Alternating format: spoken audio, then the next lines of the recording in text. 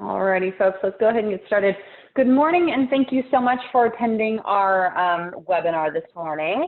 I am Allison Mohadesi. I'm the marketing manager here at Soligent, and we are so excited to have Brian Petro, who is the founder and owner of Bright Productions, go over some wonderful tips and tricks on kind of how to increase your website presence, kind of some tips and tricks and places to focus to really, utilize your website to bring in that, increase your revenue, to generate more leads, and to give you that sense of professionalism in your community. Because as we all know, with the way things have gone with COVID, and if you're in California, fires, and if you're pretty much anywhere else with hurricanes and tornadoes, and you're getting what I'm saying, we're not able to do as many face-to-face interactions. And so a lot of people are seeing a huge drive to the website. And so with that said, Brian is going to go over why it's so important to really make sure that there are certain things that are secure on your site, as well as making sure that there are certain features that really help you maximize getting those leads and keeping that revenue going. So with no further ado, welcome Brian Petro. Thank you, Allison. So putting this together today was an interesting challenge. I've done, I think, 3 or 4 webinars with Soligent now about different aspects. My marketing company does mostly digital marketing. And now, as Allison pointed out, during these strange times, your website is absolutely one of the most important things you're doing to reach out. So we want to make sure that you get as much as you can out of it. The reason why this particular webinar was a bigger challenge for me to put together than some of the other ones is because I was trying to figure out how deep to go with this. My experience with this group that I'm talking to right now is that we've got owners, we've got marketing managers, we've got C-level folks out there. And so what I want to do, I don't want to just skim on the top and give you stuff you've already heard, but at the same time, I also don't want to dig too deep either. So that's the balance I'm trying to strike here. The goal here is to have a takeaway for everybody where you're going to have something new that you can move forward with. The idea is a checklist of different things to think about with your website and make sure everything that can be done is being done to get the most you can out of your website. So going forward, we are going to switch. There we go. Intro. So just said who we are. Been around for 25 years. We're a full service agency. However, our roots are in web development. So I'm in my groove right here. There are 3 sections of what we're going to be talking about today. One is general marketing stuff. Then I have another slide that's mostly more technical stuff. And then lastly, I've got a bunch of tools in the last section that you can play with on your own website to see what it has to say. And I'll walk you through those tools to see how those work. So general marketing stuff. Let's move this off here. I'm not sure if you can see that or not, but let's move it just in case. General marketing stuff. So, consistent brand message. Okay, this is marketing 101. But think about it, because sometimes you build your website at a different time than you put together your social media stuff, which is a different time than when you had your cards printed, which is a different time than when you had your truck painted. So think about all of the messaging that you put out there, because you really want them to be consistent across the board. So if one person sees printed material or signage or whatever it is, it all works together with the same message. Content. The content on your website. A lot of people have a lot of different approaches about how to figure out what should actually be on their website. How many pages, how big, what should you be saying? And honestly, I think most of the time people end up deciding what to put on their website based on either their internal view of their company, like, oh, our company has these 3 sections of the company. We have these 3 divisions, so we should have these 3 sections on the website. So their internal view of their company, or just kind of their take of when they look at competitor sites, what sections do those sites have?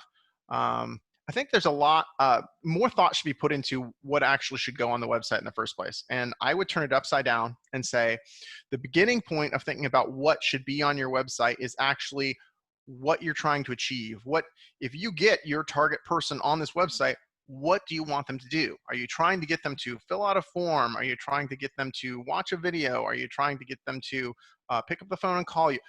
Figure out those goals of what it is you're trying to get them to achieve. And then ask yourself, okay, great. What content do I need to give them in order to get them to actually do those things we want them to do? And anything on your web, look at your website now. Anything on your website that doesn't support that, that doesn't funnel people towards those end actions that you want them to take, cut it. There's no reason for it to be there. This is a goal-oriented website where you have specific things you want them to do, and everything should funnel them towards that. So that's a sea change for a lot of people as far as thinking about what should be on their website. There's certain basics that you have to have. You're always going to have a homepage. You're always going to have a contact page. There's certain things you have to have. But in general, try to look at it more about trying to achieve specific goals and what content is needed to do that. Also, going actually hand in hand in that is there should be a specific call to action to do whatever it is you want them to do. So if you're trying to get people to pick up the phone and call, again, marketing 101, I know it's pretty obvious, but if you look at websites in general and you were to see how many of them don't have a call to action, how many don't say, hey, call us right now for a quote, or, you know, fill out this form for an estimate, or whatever it is. And honestly, a lot of the sites that we've built probably are missing those too. So I'm preaching to myself as I go through this. Have an obvious call to action. Have it be above the fold. So in website jargon, we mean before you scroll. Also be thinking about that call to action on a mobile device. The majority of your customers are going to be, or prospects are going to be looking at your website on a mobile device at this point. I say the majority. That number is very close. So it's very likely that they will be on a mobile device. So still above the fold needs to be something that's an obvious call to action on a mobile device as well. Also remember, people don't always land on your homepage. So that's, a lot of people think that's where the call to action should be. Although we've found sometimes we'll even integrate, I've had clients where we have these little micro contact forms. And when I say micro contact form, I mean a contact form that says name, phone number, email, submit. Super basic, super short.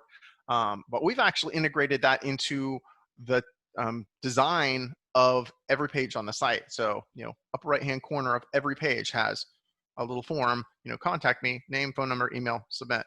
That may or may not be right for your particular situation, but it's a good example of what I'm talking about, where a way to handle it if people aren't necessarily landing on your homepage. Call to action we talked about. Proof it. Yes, we should proof our websites. Shockingly, I found that web developers aren't necessarily the best people to proof websites. So have multiple people look at it. We're not just talking about grammar and spelling. We're also talking about, do all the links work correctly? Do functions, like, perfect example would be, let's say you have updated your website, you're rolling out a new version, and nobody remembers to check if the contact form still works. Is it still going to the right person? So that proofing covers a lot of different things. Another thing that's important with proofing is consistency. With marketing materials in general, you want to be consistent, not just with your message, but like fonts and font sizes and how you bullet stuff and how things are indented and all kinds of things like that need to be consistent throughout your whole site. So proof that. There are some good tools online that will check automatically for things like broken links. And you can just Google, you know, broken link finder, and you can find something like that. By the way, sorry, I'm going to interrupt myself and mention, number one, you don't have to worry about remembering all this stuff. This slide's going to be available later. Thank you, Jamie. She's going to email that out when we're done. And if you have questions, please go ahead and send them through in the chat area, I believe. Somebody can tell me if I'm wrong about that. And those will be funneled to me at the end, and we can hit any of your questions. So moving forward, call to action, proofing. Have a plan for content updates. So it's really easy when you're working on a website especially if it's a new one, to put everything together, put all this work together, roll the thing out, and then be so glad you're done that you then ignore it. Or big updates, same thing, even if it's not a new website, but it's super common for clients to be like, wow, I haven't looked at this thing for 6 months. I'm going to go through it and fix it all up. And then again, they do the same thing. They let it sit. So what the best solution is to actually have a plan ahead of time about how you're going to update the site as you go.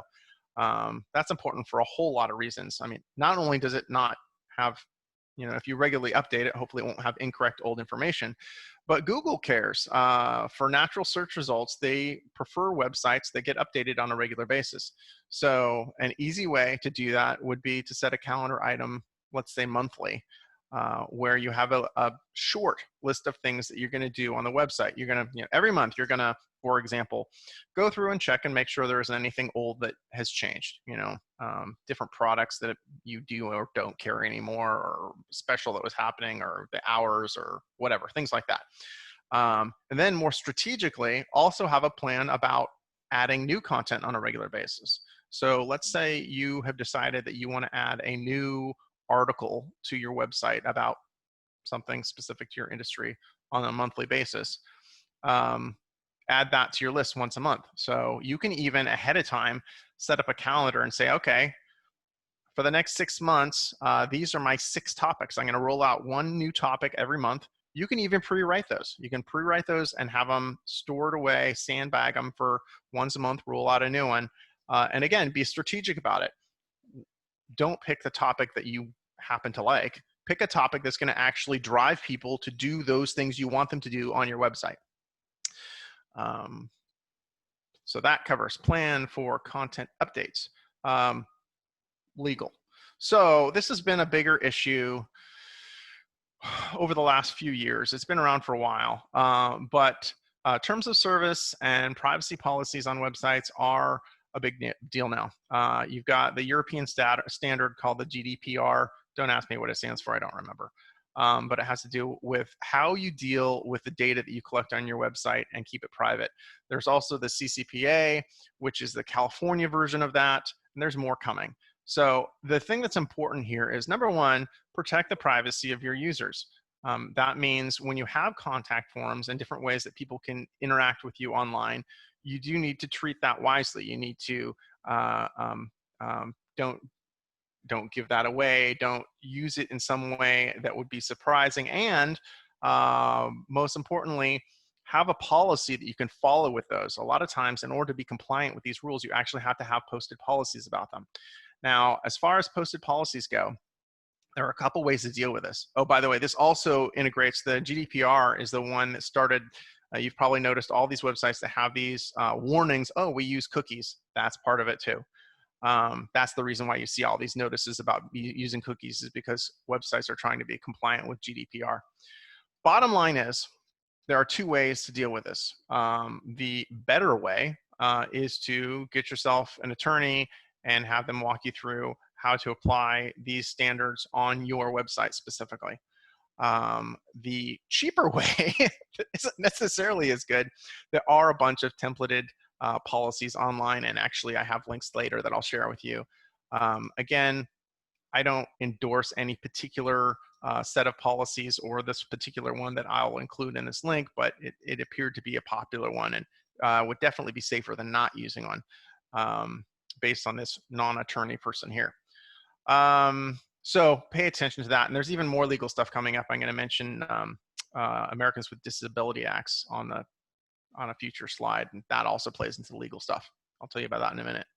Lastly, from general marketing things, I should mention email lists. It is shocking to me how many people don't have email lists anymore. And there's a reason for it. I mean, email, when the internet was new 20 years ago, that was the main way that you'd reach out to people, through email. And over time, email got so saturated with spam that it really became ineffective for business use.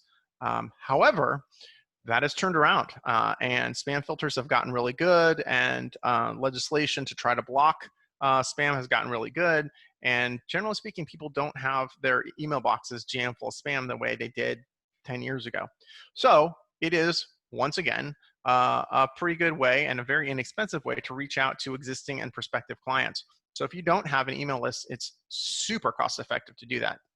Start developing your own internal list. Don't go buy somebody else's list. Just, when people sign up for information, or you have a newsletter, or those contact forms, however it is that you want to collect email addresses. And I mentioned here on the slide, offline strategies as well. So if you're salespeople, when they can get back out on the road, or trading business cards, things like that, have a policy of how to get those email addresses into your email list as well. Sending out a once a month email newsletter is really inexpensive and a very effective way to remind everybody that I just listed on that list that you're out there. So I just ran into a potential client yesterday that I was asking them, hey, are you, I don't see an email sign up, whatever. She's like, oh yeah, we've got a bunch of emails, but we haven't been using it. I'm like, oh, okay. Well, how many people do you have in your list? And she said, oh, like 5,000. I'm like, you have 5,000 people on your email list and you're not sending it to people? So we're going to remedy that for her. And I definitely would recommend you do the same. Technical stuff. Okay, I'm going to switch gears. So a lot of these things, by the way, and it doesn't matter if it was the marketing section or if it's the technical section or if it's the tool list section we'll get next. Again, understanding the audience that I'm talking to now, you aren't necessarily the people that make the changes on your website. So just keep in mind when we go through these things, what we're really looking for are things that pop up in your mind that you'd want to check in with your web developer about. So a lot of times we are the web developer, so I'm on the receiving end of a C-level person went to a webinar and they're wondering about XYZ. So that's exactly what you should be doing with these things. So number one on the technical list that I had here, again, somewhat surprising, but somewhat not. We run into a lot of clients who don't have access to their own accounts. They've set up all these different accounts for hosting their website and registering their domain name and email and social media accounts and all these different accounts. They're scattered all over. They're associated with 5 different people, 3 of which don't even work for them anymore. And there is no one repository for everything. And it really can make it challenging to update things, to keep things consistent. So I would definitely recommend organizing all that information. It's going to take a little time to do it, but it'll be worth it. The things off the top of my head that are most important that you need access information to your registrar. Your registrar, like a common registrar would be GoDaddy, for example. There's a whole bunch of them, but I'm trying to explain who does what. That's the company that you buy your domain name from. You also need access to your DNS host. Without getting into a whole lot of details, that's the part where it associates your domain name with the actual address where your website lives. So DNS host. You also need access to your web host. That's the service that actually holds the files for your website. You need access for your email host. That's where your email comes through. If you're using a content management system, like the most popular one is WordPress, you need access to that. And again, full admin access, not just view access to all of those. Social media accounts, all of them that you use. And sometimes, so, Facebook, Instagram, Twitter, whatever, if you're actively using them, of course, you need access to all those.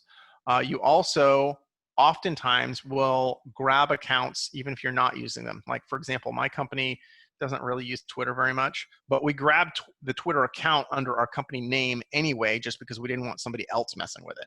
So it's not just the accounts you actively use, it's any accounts that you have. You should grab those. Also, there's all kinds of other third-party accounts, like, for example, Google Analytics, Google My Business, Yelp. So everything you can think of. Now, what I would suggest you do, some of those is just straightforward. It's a username and password, but it's gotten more complicated. A lot of times they have, two-step verification where they have to text things to a cell phone number. Sometimes you're sharing access with an email address, not actually issuing a new username and password. Big picture though, without getting into nitty-gritty on those, is I would recommend that you, unless it's an owner, that you not associate that all with one person, just because people come and go. Again, if it's an owner, then that's okay. But other than that, what I would do is I would set up some kind of a generic account. You know, if it was one that was associated, all these Google things I mentioned, for example, you could set up a, you know, my company access at gmail.com and then associate everything with that. And then that account can be handed between whoever needs to have it. You can change the password on that account if you need. And we've run into so many times where, you know, things are associated with somebody who no longer works there. That email address isn't available anymore, and it creates a lot of headaches. Even more so in nonprofits. We work with some nonprofits, and you'll have great, well-meaning volunteers that will come in, set up accounts, and then they're gone, and it's actually worse than never having set it up in the first place. So get all that access information together. Another item, SSL. SSL stands for Secure Socket Layer. Doesn't really matter what it stands for. It has to do with security on your website.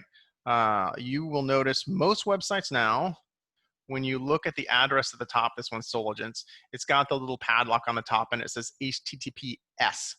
What that means is that information between the web server and the user is encrypted.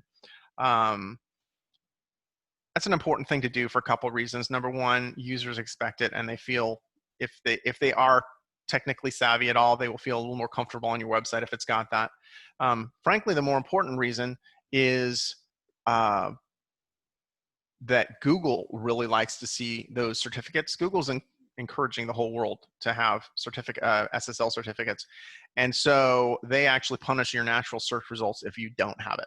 So most of you probably have this set, but check. And if you don't have that, again, it's actually fairly technical to get it set up. I would definitely talk to your web developer about getting that set up. It absolutely has to be done if you are doing any payments online, any private information in forms, then it's not even an option. But honestly, everybody should be doing it. So that's what I'm talking about with the SSL certificate. ADA, I mentioned that earlier. That's Americans with Disabilities Act. And what that has to do with, and again, I've mentioned this in previous webinars, so I'll keep this brief, but if your website, people think of ADA, they think of like a restaurant where you have a bathroom that isn't wheelchair accessible, and that would be an ADA violation, and you're open to lawsuits, et cetera, et cetera.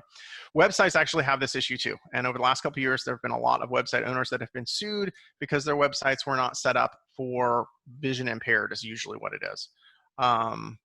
It's not super hard to be ADA compliant. Mostly what it means is making sure that there are text options behind all of the imagery that's on your website.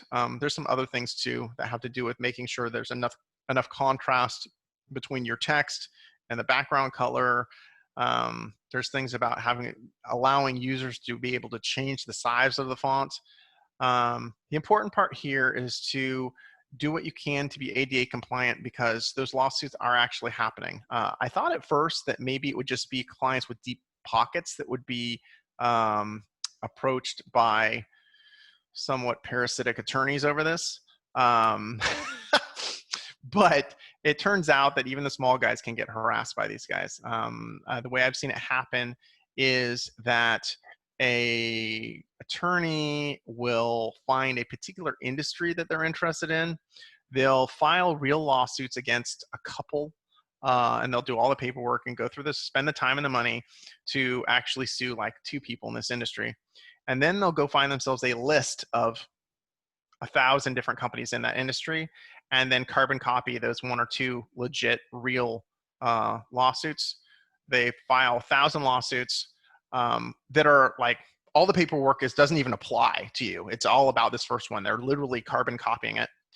And then they go down the list and say, hey, we'll settle for $2,000 for every single one going down the list. And every business owner goes, oh, $2,000 to make this go away? Okay. And everybody pays up and they walk down the road. So I've seen that happen. So be aware and be ADA compliant, so you don't have to worry about that. Mobile. So I mentioned mobile earlier. Google for years now, this is not new. For years, Google's been saying that more people have been searching on mobile devices like phones and tablets than they are on desktop now. So you need to be thinking primarily, what does your website look like on a mobile device? How fast does it load and how does it work?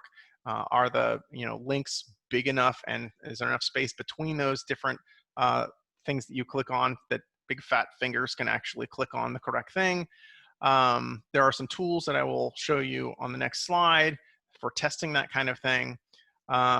It's also interesting to me that from a natural search point of view, again, Google gives, I was going to say Google gives priority to mobile ready websites, but it's actually the reverse. I think they punish people who aren't mobile ready. So keep that in mind. It'll actually affect your natural search results if Google is not happy with the mobile friendliness of your website. They also, the way search engines work, specifically Google, because that's the one that matters the most, they run around and take pieces of information for every website. They index websites to know what's in there. So when somebody does a search, they can decide which one is the best one to show in the search results. What's interesting to me is starting in the last year, the information about your website that they store, it's not actually a full copy, but for this conversation, we might as well say they keep a copy of your website. The copy of the website that they keep is the mobile version. That's the one that they look at and care about when they're deciding what website to show, regardless of whether someone's actually even searching on a mobile device. So if I'm doing a search on a desktop device, Google's looking at the mobile version of your website and deciding if it's good enough to show to me when I do a search. That's new in the last year. So mobile's important. Maintenance and update plan. Okay, so we talked earlier about a plan for updating the content of your site. That was in the marketing part of this talk. But we also need a maintenance and update plan for the technical part of your website. So there's a couple different aspects to that. Part of it, and the most common part, again, I mentioned WordPress is a very common content management system, a platform to build websites on. It's also kind of known for having poor security. It's not so much that it has poor security as much as it's so popular that it's really targeted a lot by people who want to cause trouble. So, especially for WordPress, you need to have a plan to keep that updated on a regular basis. Now, sometimes, depending on where you're hosted, the host will do that for you automatically. Sometimes you need to make sure that your web developer is doing it for you. I think it's okay. Depending on the client, we have clients that we have scheduled like monthly to check on that. Some we do quarterly to check. And it's not just the platform itself like WordPress, but it's also a lot of those are modular and have little plugins that you can add. And all of those plugins, those are actually the most common ways for websites to be compromised. So you want to make sure that you're using popular plugins that are updated for security as well, and that you're implementing those updates. Now that's for kind of a out-of-the-box WordPress type website I'm talking about. Then there's a whole nother discussion that you have if you have a big custom website. So those websites are built on platforms themselves that can age out over time. So when you are building out a new website that, let's say, is built from scratch, you need to have a conversation with your web developer about, well, what's the plan to keep this up to date and keep it secure because it's custom and it's not, built on one of these pre-made platforms. In some ways, those custom websites are much more bulletproof because they're not a target because thousands and thousands of people aren't using that same platform. But they can age out. They can be built on technologies that lose favor or need to be updated. And really complex websites, if they're not updated on a regular basis, they have a lifespan. It's not unusual for a really complex website to run its course in 3-4 years. So keep in mind, especially if you're spending top dollar on a brand new from scratch website, have a conversation about the lifespan of the website, because it will have one. It's not going to be something that you'll be able to use forever. So there is technical stuff, and we already hit that slide. Let's talk some about tools. So before I get into these tools, I want to have a preamble to them, which is some of these tools, they lend themselves to be used as a scare tactic. We'll run through these, and you can run your own website through them. If they pop up and they say that there's all kinds of work that needs to be done on your website and your website's horrible, don't let that completely worry you immediately. These are good, valuable tools, and that's why I'm including them. They're a good place to start a discussion with your web developer about if there are areas for improvement. I say that because I'm on the receiving end of this. It's super common for salespeople, for example, to use these to try as a scare tactic and say, oh, your website's horrible, look at all this stuff. And a lot of the things on these tools are legitimate and good things that you can work on. A lot of them are also picky things that don't really matter. So don't get too bent out of shape when you see these. Just take them in stride as the useful tool that they are. So let's talk about some of the tools. This first one is a word cloud tool. This is what a word cloud looks like. Basically this tool, and again, you don't have to worry about remembering these addresses here because you're going to have them later. But the idea behind this tool is that you can plug your website address, this one I use, Soligent's website, into the tool, and it will show you a visual representation of what are the most popular words being used on the website. The value of this tool is that when you are working on a website, you have an idea of what you're trying to say, and that might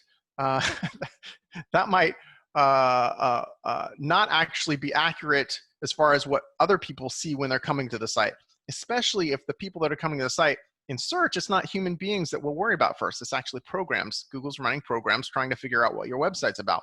But the most common way that Google will figure out what your website is about is by looking at the words you use on the website. So if you use a tool like this, it very easily and quickly shows you, oh, an automated tool thinks this website is mostly about products, dealers, financing, solar, Soligent. And then there's some other things as it peters down through. But it immediately will show you what are the most popular words on your site. And if you were an automated program visiting the website, what do you think this website's about?